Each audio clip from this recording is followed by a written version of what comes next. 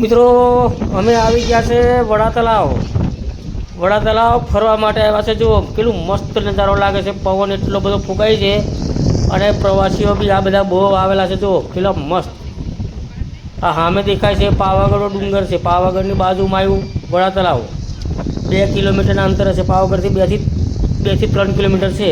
પણ આ તળાવ એટલા માટે ફેમસ છે કે અહીંયા ગુજરાતી પિક્ચરો બહુ ઉતાર્યા, ગુજરાતી પિક્ચરોના શૂટિંગ બહુ થયા, નરેશ કરોડિયાના થયા, વિક્રમ ઠાકોરના થયા, બહુ ઉતારતા હતા, એટલા માટે આ ફેમસ તળાવ।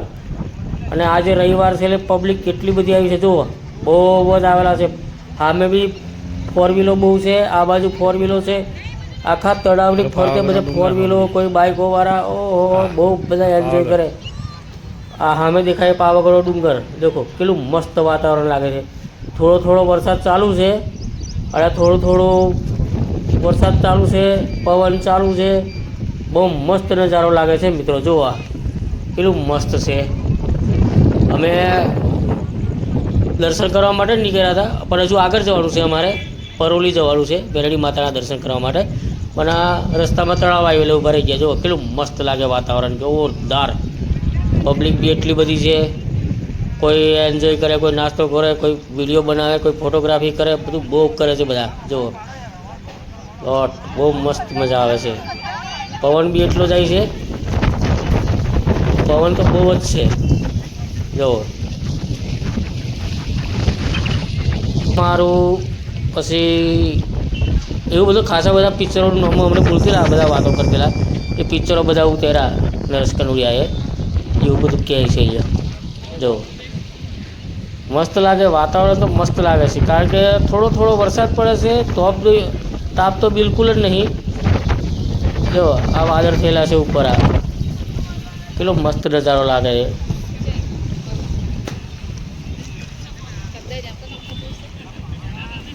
આ હમણાં ચોમાસામાં તળાવ ભરાયું, ઉનાળામાં હોય તો પાણી ઓછું હોય છે, એકદમ ઠેઠ અંદર નાહી જાય, ગાયો ભેંસો ચર્યા કરે। પણ હમણાં આ તળાવ ભરાઈ ગયું, આ સાલ વરસાદ વધારે છે એટલે જો આખું તળાવ ભરાઈ ગયું। પાવાગઢ ઠેઠ ઉપરથી હોય દેખાય આ તળાવ, ઉપરથી જુઓ પેલા ઘોડે સવારી કરે છે, ઘોડા પર બેસીને જાય છે, બીજા બધું એન્જોય કર્યા કરે। કોઈ નાસ્તો લઈને આવે તે નાસ્તો કરે।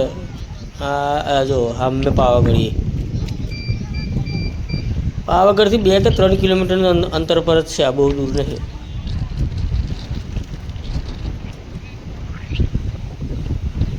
જો કેટલી બધી પબ્લિક આવેલી છે।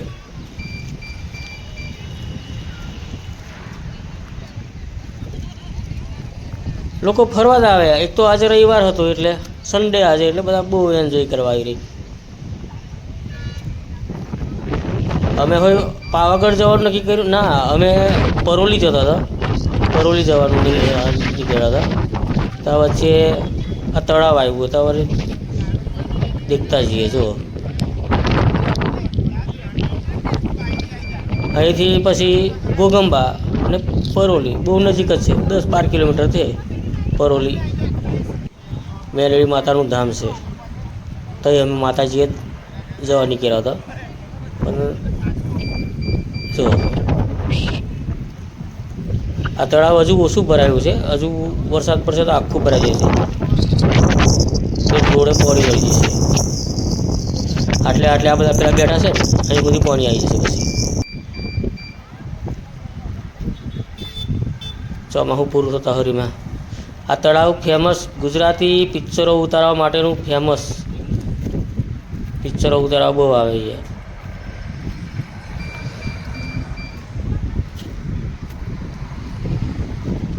આ હાઈવે છે જોડે, આ જો આ છે ને આ રોડ છે, આખા તળાવની ચોફેર ફરતે રોડ બનાવેલો છે મસ્ત। આવો આ જાય જો એ આ રોડ છે, આ પેલું સામે કંઈક બનાવેલું છે, આ એ રાજા રજવાડા વખતનું છે, એ રાજાઓ હતા ને પાવાગઢ, એમની વખતનું કંઈ બનાવેલું છે। 4 વ્હીલો અને બાઇકોવાળા તો બહુ જ છે, કારણ કે કુદરતી નજારો કેટલો મસ્ત લાગે, કારણ કે પાવાગઢની તળેટીમાં તળાવ, આજુબાજુ ડુંગરો, જંગલો મસ્ત લાગે। એટલે બહુ બધા આ હાઈવે છે જો. હા, આમ સીધો નીકળી જાય ગોધરા.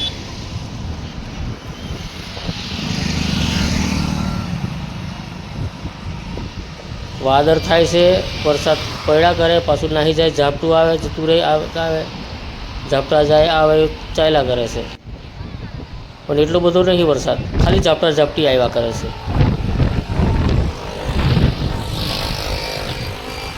પવન બરાબર છે, પણ પવન ફૂંકાય છે બહુ જ,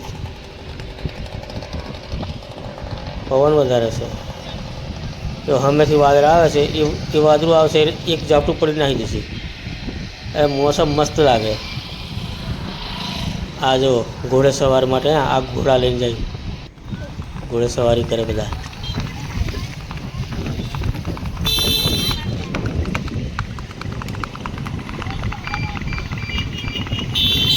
જો એ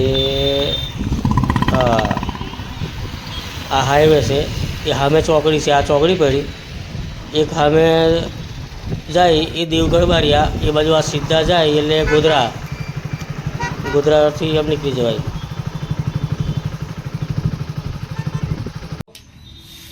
ગલોણી શાક બનાવીએ છે આજે, ગિલોડા લાવ્યો છે બજારમાં, આજે 8 હતો, 8મે જણો તે ગલોણો લાવ્યો, લસણ લાવ્યો, આદુ મરચો ને ટોમેટો ને કારેલો લાવ્યો છે. કારેલો સવારે બનાવશું, ગલોણો અમને બનાવી દઈએ એમ. એટલે મેં લસણ એવું વાટી દઉં, પછી ગલોણાનું શાક બનાવીએ ને રોટલી બનાવવા કહીએ છીએ, તો મકાઈના રોટલા બનાવીએ. હે મકાઈના રોટલા બનાવીએ નહીં, રોટલી તો થોડીક બનાવવી પડશે, પણ રોટલી ગિલોડામાં રોટલી સારી લાગે, રોટલી બનાવવાની. એટલે રોટલી શાક બનાવવા કહીએ છીએ. આજે વહરાત રહેલો એટલે સારું, આજે નહીં પડ્યો, પડ્યો એમ પણ એટલું બધું નહીં, ઝાપટું ઝાપટું આવ્યા કર્યું, જઈ બરાબર.